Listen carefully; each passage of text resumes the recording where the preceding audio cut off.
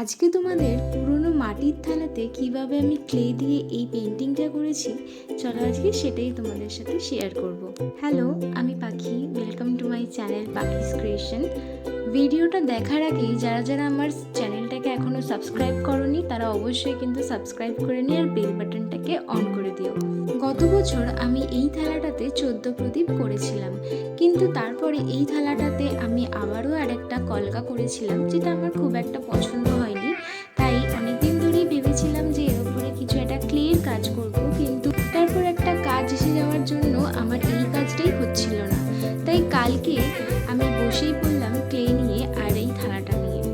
মাথার মধ্যে তো বিভিন্ন আইডিয়াস ঘুরতে থাকে, কিন্তু তার মধ্যে যে কোনটা করব সেটাই বুঝে পাই না। তাই সব আইডিয়া হাটিয়ে আমি ভাবলাম না, আজকে আমি একটা লাভ বার্ড করব ক্লে দিয়ে মাটির থালাতে।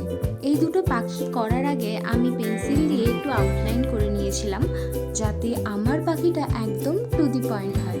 তোমরাও কিন্তু এরকমভাবেই করতে পারো। তারপরে কিছু নিজের পছন্দের ফুল দিয়ে আমি পুরোটা ডেকোরেট করে দিয়েছিলাম, কিন্তু তারপরেও চারপাশটা কেমন যেন ফাঁকা ফাঁকা লাগছিল, তাই আমি করেছিলাম পাশে কলকা।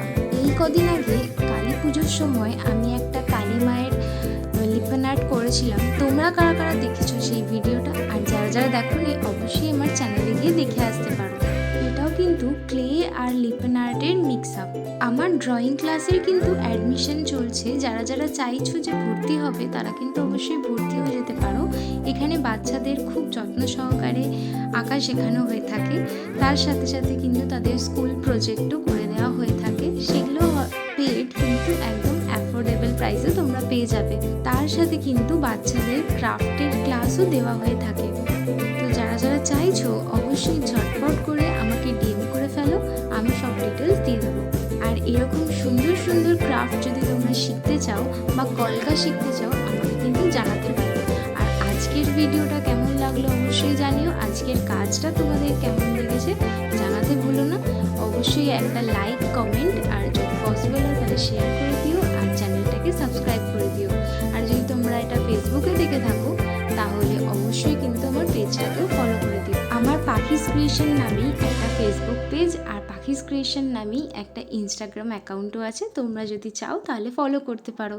তো আজকের জন্য এটুকুই। আবার দেখা হচ্ছে খুব তাড়াতাড়ি নতুন কিছুর সাথে। তো আপাতত টাটা, বাই।